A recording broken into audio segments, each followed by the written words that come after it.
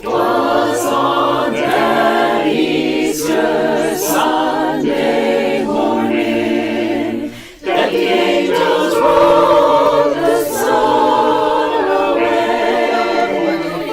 Rolled the stone away.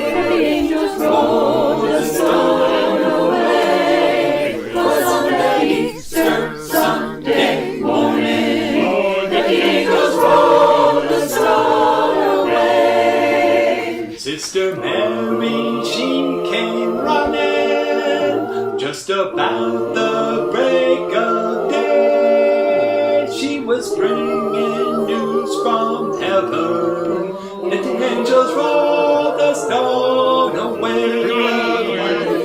Rolled the stone away.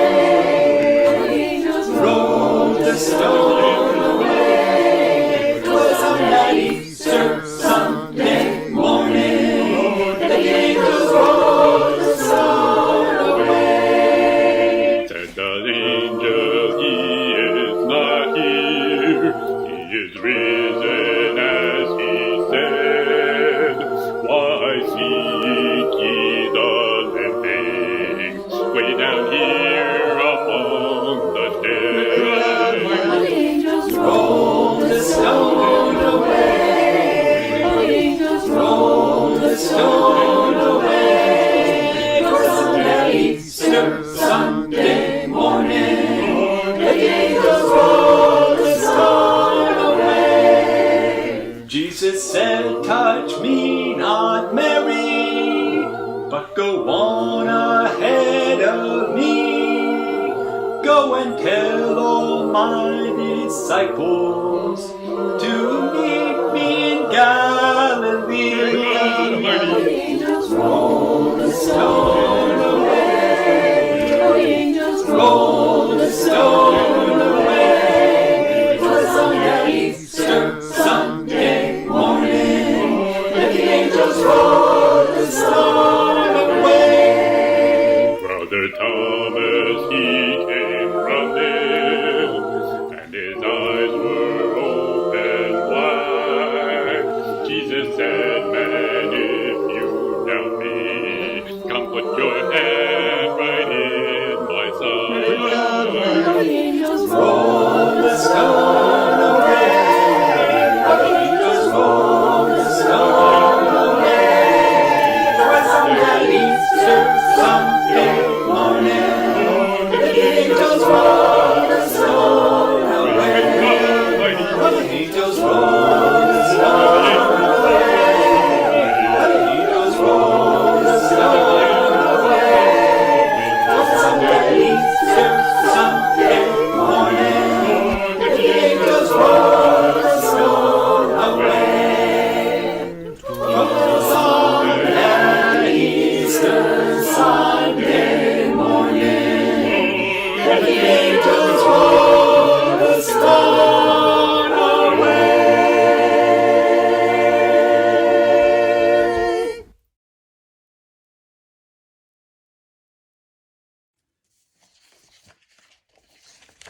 Welcome to all who have joined our worship service this beautiful Easter Sunday. It's a special day for Christians all over the world who celebrate the resurrection of Jesus. But even before the advent of Christianity, the ancient faith stories told similar stories of death and resurrection. Our guest minister today, the Reverend Meg Barnhouse, Senior Minister at the UU Church of Austin, will tell us more about why these stories are so meaningful to our understanding of life and death.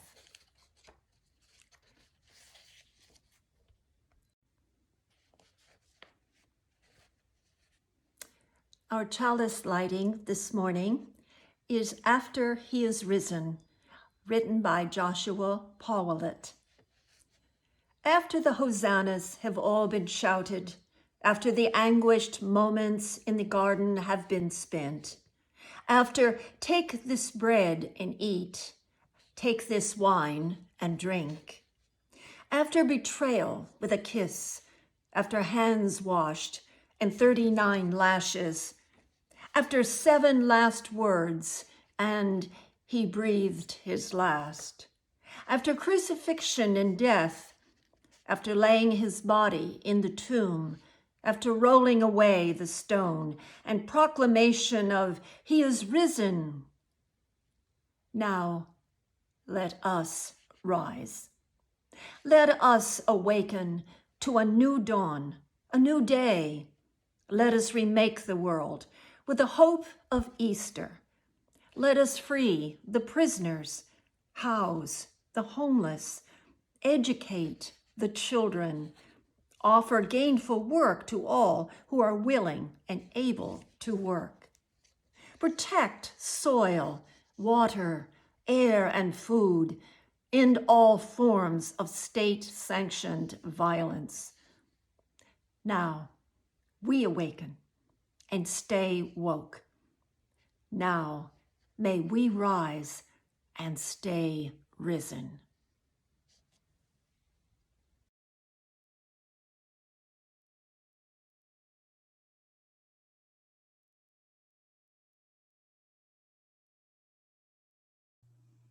Good morning. Me again, Sophia Lopez, the Director of Religious Exploration at UUFEC. And this morning we're going to read Guess How Much I Love You. This was written by Sam McBrantney, illustrated by Anita Jerem.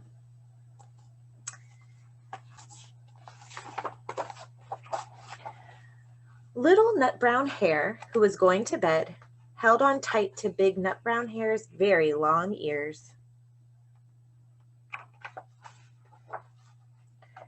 He wanted to be sure that Big Nut Brown Hare was listening. Guess how much I love you, he said. Oh, I don't think I could guess that, said Big Nut Brown Hare.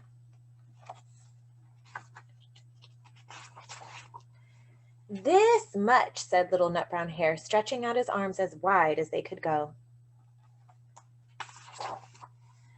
Big Nut Brown Hare had even longer arms. But I love you this much, he said. That is a lot, thought Nut Brown Hare. Little Nut Brown Hare. I love you as high as I can reach, said Little Nut Brown Hare. I love you as high as I can reach, said Big Nut Brown Hare. That is quite high, thought Little Nut Brown Hare. I wish I had arms like that.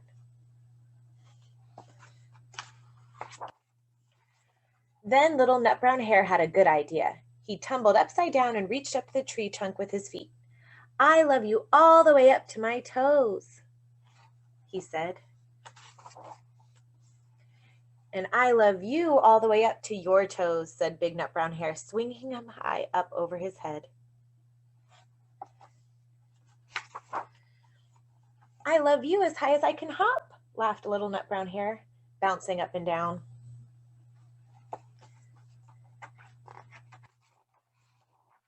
Pages are stiff.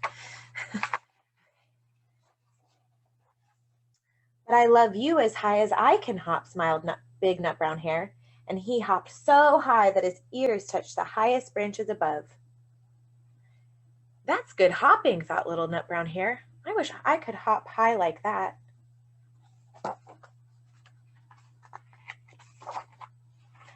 I love you all the way down the lane as far as the river, cried Little Nut Brown Hare.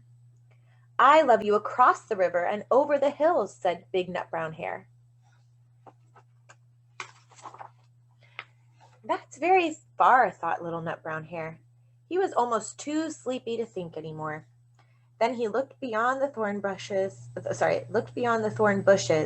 out into the big dark night. Nothing could be further than the sky. I love you right up to the moon, he said, and closed his eyes. Oh, that's far, said Big Nut Brown Hare. That is very, very far.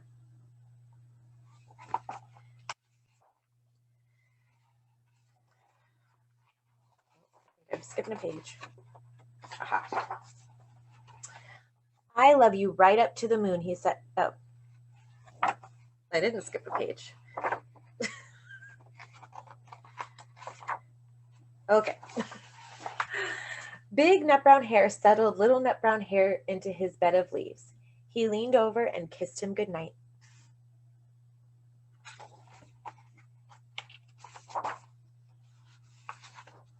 Then he lay down close by and whispered with a smile, I love you right up to the moon and back.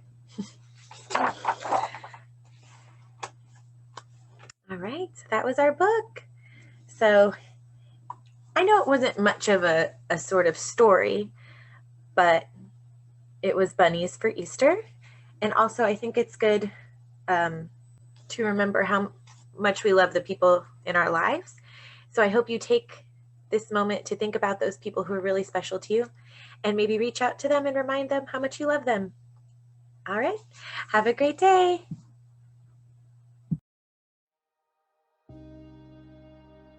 This morning, I invite you to meditate with me upon the words of the Reverend Jane Jeffka. We are waiting for the sun to show us strength. The winter is too long and spring seems to trifle with us. We have wintered long enough, and every day cold has made us tired. It has made our neighbors and children and co-workers tired. We are waiting to be released from our winter bondage. We are waiting to rise from the dead. Who is not ready for the poetry of spring? The Forsythia that blooms overnight, the delight of lengthening days. May we savor the air as it grows warmer and easier to breathe. May we love the earth again. And while we wait once more for the sun to show its strength, may we care for one another. Amen.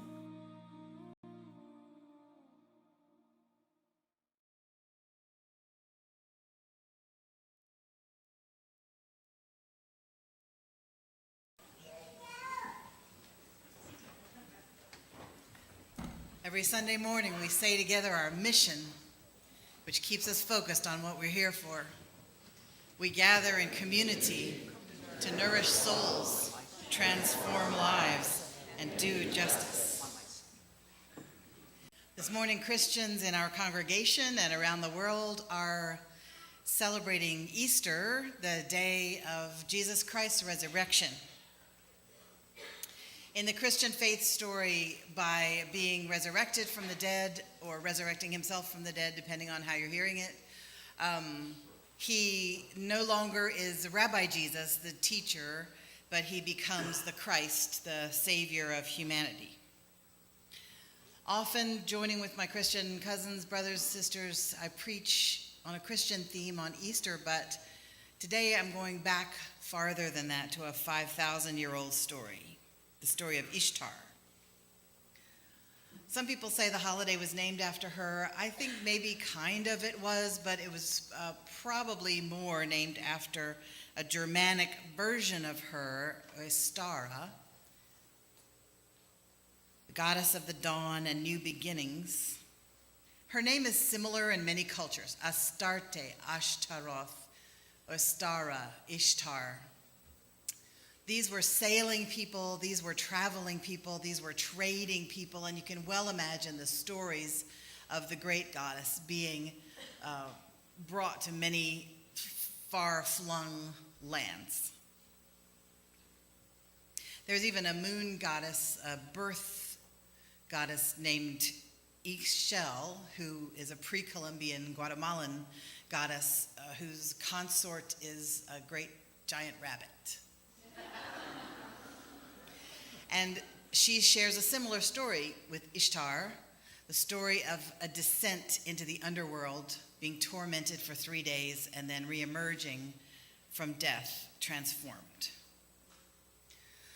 The story of Ishtar is a faith story that comes from the lands of Sumer and Babylon, the land between the two rivers, the Tigris and the Euphrates, which is now Iraq. There is an ancient, lengthy poem that talks about Ishtar's descent into the underworld and her rebirth. And it begins well, it doesn't begin with her birth, but all of her worshipers knew about her birth. She was born from the full moon after the spring equinox, which just happened this week. It's called Ishtar's egg. And when the full moon touched the river, it is said that the full moon broke open and Ishtar was born. The poem begins, it says, Ishtar bent her ear toward the underworld. The word in Sumerian in the Sumerian language for ear and wisdom is the same. And so it could be that she was just thinking about the underworld. But it was because her sister, Ereshkigal, lived in the underworld, and her husband, the lord of the underworld, had just died, and they were having a funeral for him down there.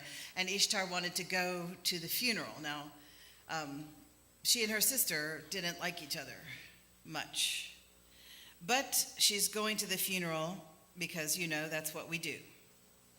And she put on all of the trappings of her power.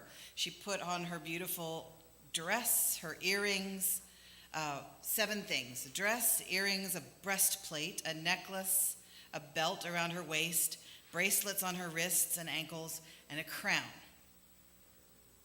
She leaves her consort, the shepherd king Tammuz, and their 2 sons. She leaves her temples where the people worship her. She leaves her friends and her home, and she arrives at the outer gates of the underworld. And there she announces herself as Queen of Heaven on her way to the east.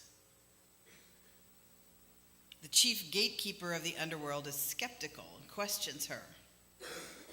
She replies that she wishes to descend into the underworld because her older sister, Ereshkigal, is there, and to witness the funeral rites of Ereshkigal's husband.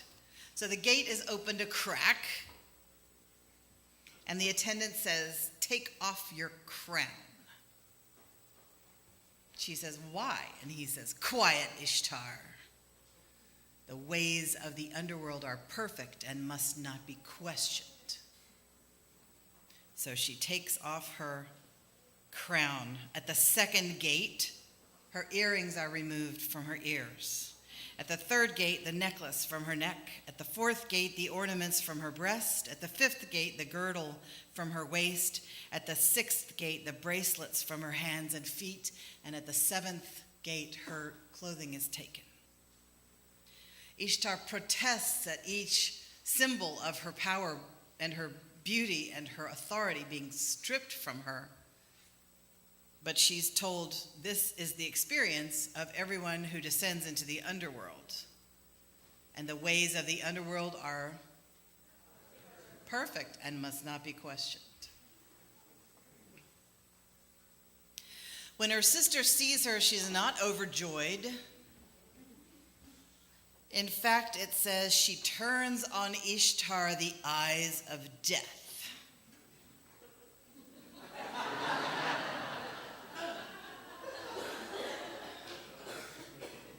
You all have gotten that gaze from someone before. But since Ereshkigal is mistress of the underworld, her gaze gives you diseases and makes you suffer and insults you and accuses you and kills you. And the story goes on.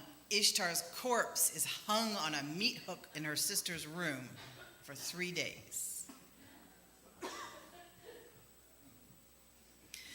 Her faithful handservant, who is a warrior woman and her advisor, charges 2 small animals to disguise themselves as flies and go down and get her.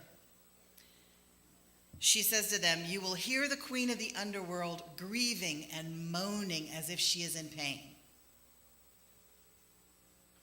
Moan with her, and she will favor you. She will want to give you a gift. Ask for Ishtar's body. When you get the body, sprinkle this food of life and this water of life on her body, and she will return to life and come back with you." They did as she asked. And Ishtar, alive again, was allowed to leave with the little flies. Attached to her, though, and this is often the case when somebody hits bottom, they come back, but there's other stuff with them. she has 2 demons attached to her. And the demons demand that she send a replacement for herself down to the underworld. She doesn't know who to choose. But when she gets back home and she finds her husband ruling, having fun, not having missed her very much, apparently, and suddenly it becomes clear to her whom she should send.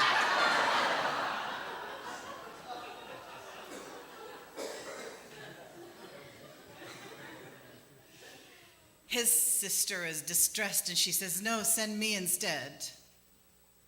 And so, apparently it's okay with her brother, but they end up taking turns. She's in the underworld for 6 months, and then he is in the underworld for 6 months, and they rotate like that forever. Now, Ishtar and Tammuz are among the many dying and rising gods throughout human religious history. Osiris, Dionysius, Krishna, many of them were born of a virgin. Many of them were born in a cave, threatened with death when they were babies, and adored as having saved the world and humanity through their suffering. This is not a news story. Ishtar's worshippers in the land between the rivers would rise at dawn on the day of the first full moon after the equinox, and they would greet the dawn and go to the river to worship, and their children would find eggs that they had hidden, Ishtar's eggs. And they told the children that the eggs came from the rabbit in the moon. Have you ever looked at the moon and seen a rabbit? Now, I'm not talking about this in order to mock anybody's religion. I'm not saying, oh, those, silly people who worship as if this were true. No, I'm saying look at this, how powerful this story is. Look at how deeply ingrained in the human psyche is the story of death and resurrection, even of the divine one. We all experience it. Every single thing in earth falls to the ground and comes up again. The animal dies, the animal is eaten, the birds or whoever eats it, spreads its carbon on the fields, and the carbon gets to be part of the plants, and then the plants are then eaten, and those animals are then eaten, and it goes on and on. It's a round. So everything really is a part of everything else. That's not some kind of a mystical statement. It's kind of organic. Everything is part of everything else. You and I are no exceptions.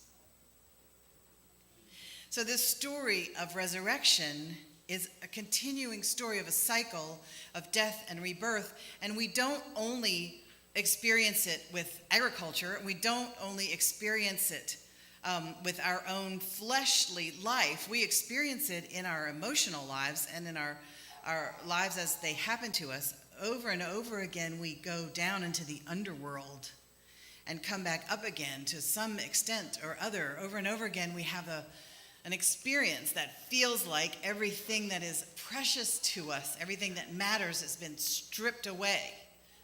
First one thing, and you think, surely that's enough. And no, here comes something else. And no, here's something else. And soon you're left with nothing. You don't even know who you are anymore. This is apparently part of human life. To the degree that sometimes when I'm counseling a person who's speaking of suicide, I will say it's possible really that part of your life does need to die off. Maybe you don't have to kill the whole thing. Just figure out what part needs to go and kill it. That part. Kill it, not literally. Or maybe you just need to play dead for a few days. I'm sorry, I cannot answer this email. I'm dead.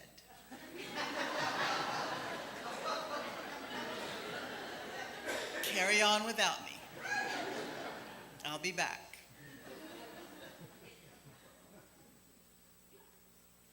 There are people in this room who are heroes and sheroes of life in that they have been stripped of everything and hit bottom completely.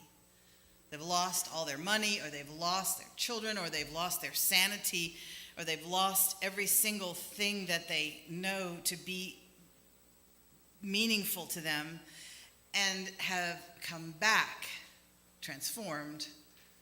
Marianne Williamson, who's a famous spiritual teacher, says that a nervous breakdown is a highly underrated way to achieve enlightenment.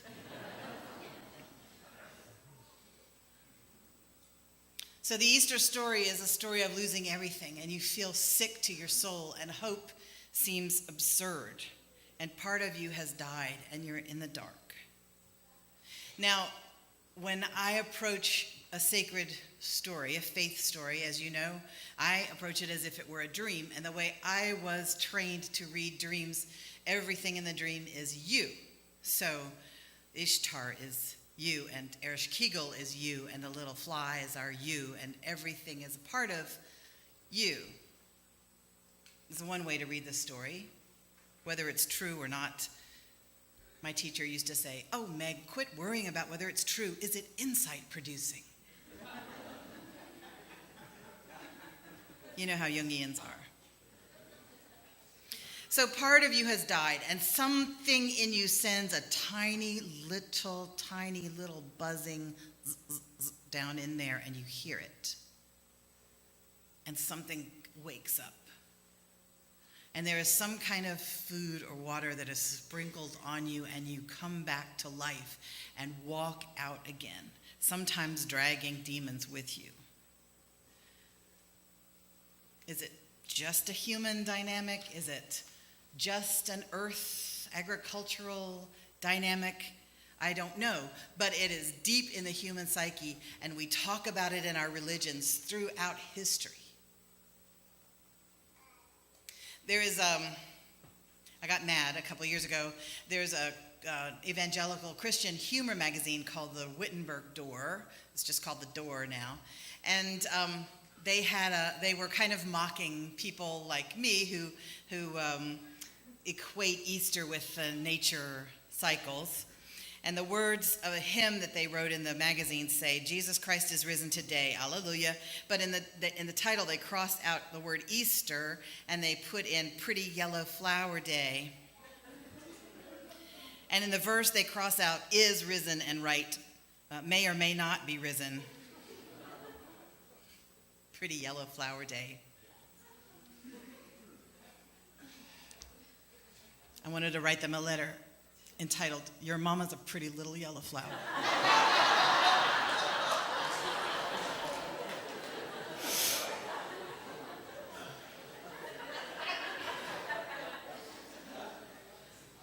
How dare they scorn a yellow flower when it goes through the same things that Ishtar did.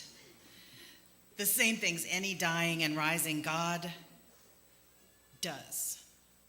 The same things humans do. It has to abandon its beauty, first losing its petals one by one, and then its stem turning to slime, its seeds buried in the cold, cold ground for a time, the water there tormenting it until the seed breaks open, and then a little part of it, haunted by the sun, makes its way through the dark earth and is tiny and vulnerable until it grows again into its strength and beauty. That's a rough journey. Our babies that we saw today went through a rough journey to get here. They were in the dark for a long time, and then they fight their way out. It's dangerous for everybody, hazardous, harrowing. And they come out into the light. And we too will all go back to the earth when our time has run.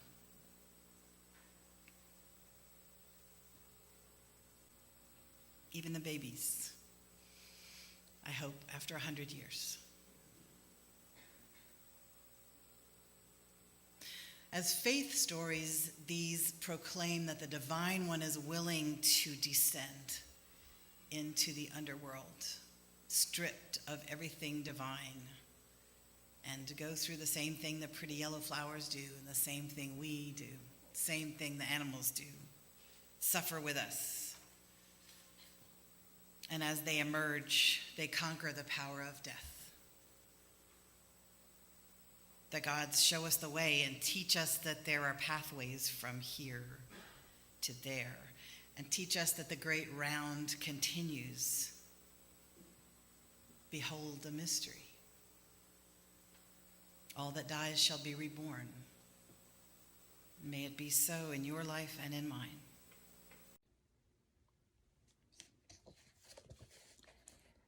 We extinguish the chalice this morning with the words written by Alex Holt, closing words for Easter. For all those who celebrate the resurrection of Jesus, may this day be another affirmation of divine love and promise. For all those who see the eternal story of new spring and life beginning anew, may you breathe deeply of a season of promise and hope. For all who are experiencing despair or hopelessness this Easter, may you find in the darkness or depression a doorway to light and warmth that offers you freedom. For all of us, together, we can do what no one isolated person can do. Rolling the heavy stone aside reminds us that we are far more powerful than ever we could be on our own. Let us begin again to love.